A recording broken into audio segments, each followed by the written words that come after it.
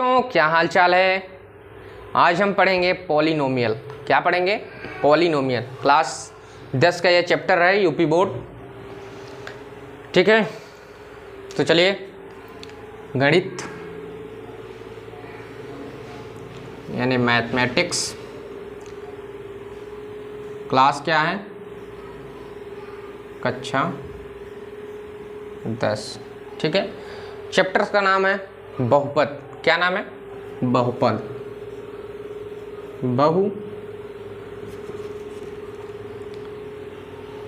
बहुपद क्या नाम है बच्चों? बहुपद नाम है। क्या नाम है चैप्टर का? बहुपद। अब ये बहुपद होते क्या हैं? अब ये बहुपद भी एक प्रकार का क्या है? समीकरण है जो चर और अचर से मिल के बना है। ठीक है, बहुपद घात के आधार पर भी होता है और पद के आधार पर भी होता है, जैसे एक पदी बहुपद, एक घातीय बहुपद। ठीक है, तो इस बहुपद का अर्थ है कि जिसमें ऐसा समीकरण जिसमें बहुत सारे पद हो उसे क्या कहते हैं? बहुपद हो। या तो पद हो या तो घात हो। ठीक है, तो बहुपद का दो बेस है। पहला, इसको हम डिवाइड करते हैं घात के आधार पर।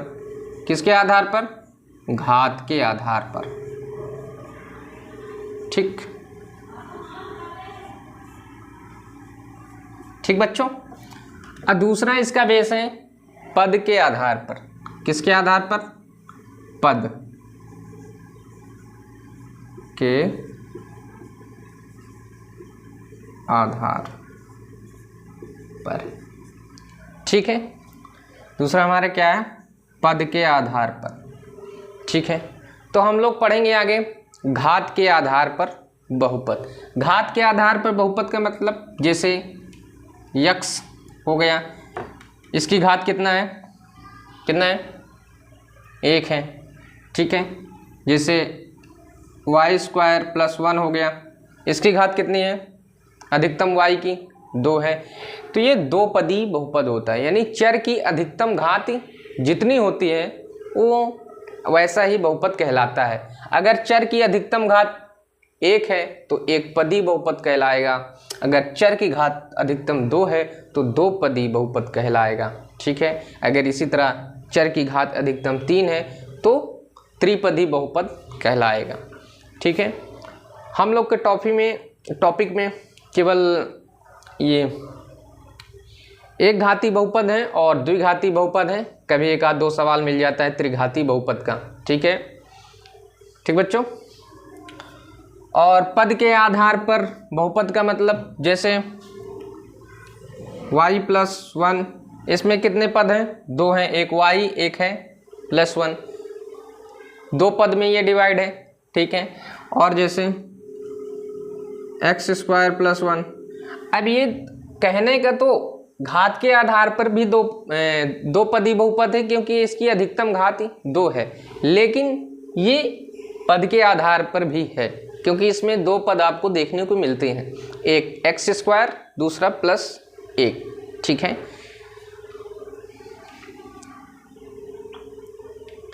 अब हम लोग क्या करते हैं?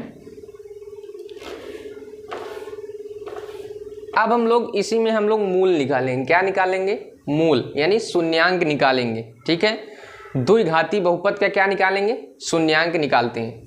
ठीक है, अब दो घाती बहुपद के कितने शून्यांक प्राप्त होंगे? तो मैं यहाँ बताना चाहूँगा, जितनी चर की घात अधिकतम होगी उतने ही शून्यांक हमें प्राप्त होंगे। ठीक बच्चों,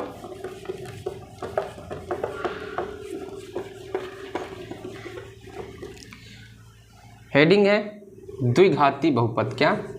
द्विघातीय बहुपद। ठीक बच्चों, अब द्विघाती बहुपद में हम लोग वही शून्यांक निकालेंगे। इसमें कितने मान आएंगे? 2 मान आएंगे क्योंकि इसकी अधिकतम घात कितनी है? 2 है। जैसे पहला क्वेश्चन, एक्स स्क्वायर प्लस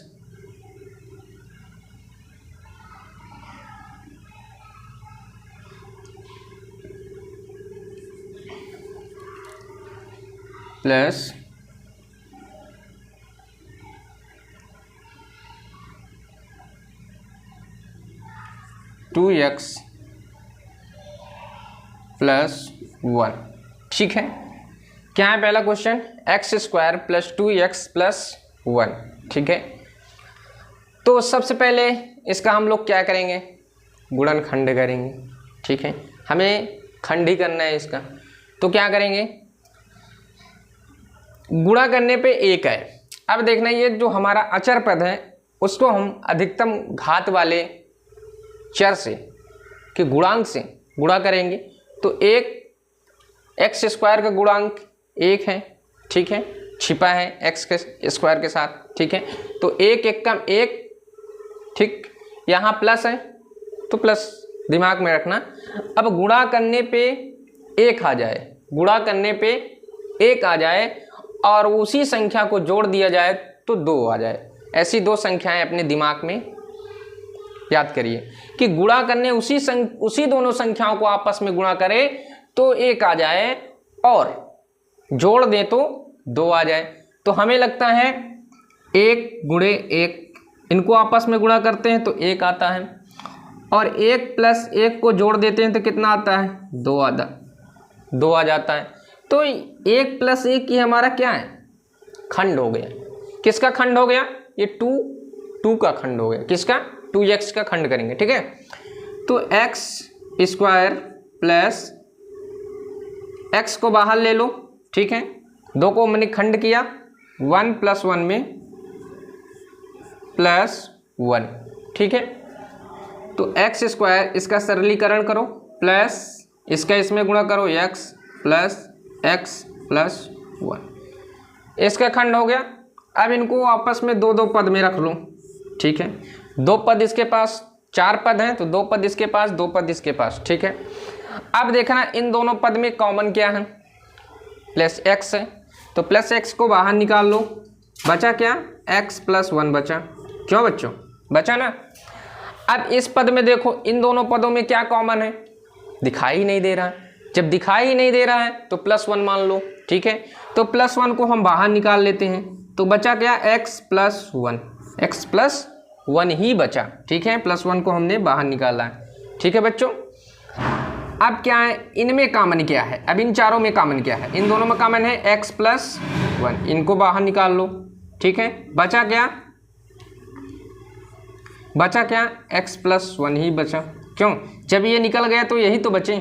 ठीक है, अब मूल निकालने के लिए यानी शून्यांक निकालने के लिए हम लोग क्या करेंगे, इसको जो मान आया है जिसका खंड किए हम उसको हम किसके बराबर दिखाएंगे, 0 के बराबर। किसके बराबर, 0 के बराबर। चलिए 0 के बराबर दिखा देते हैं। यहाँ लिख देना जब, ठीक है, यह लिख देना अब, कोई दिक्कत नहीं, चाहे तो जब लिखो चाहे तो अब लिखो। ठीक, चलिए इधर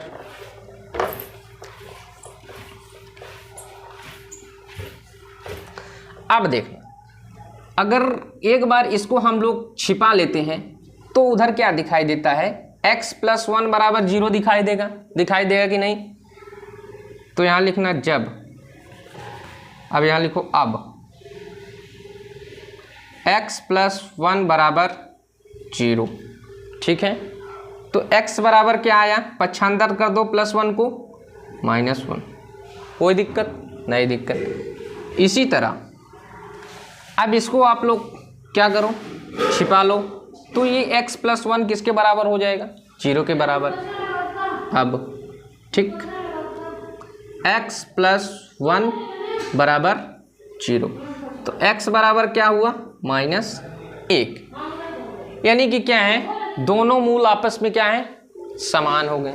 क्या हो गए, समान हो गए।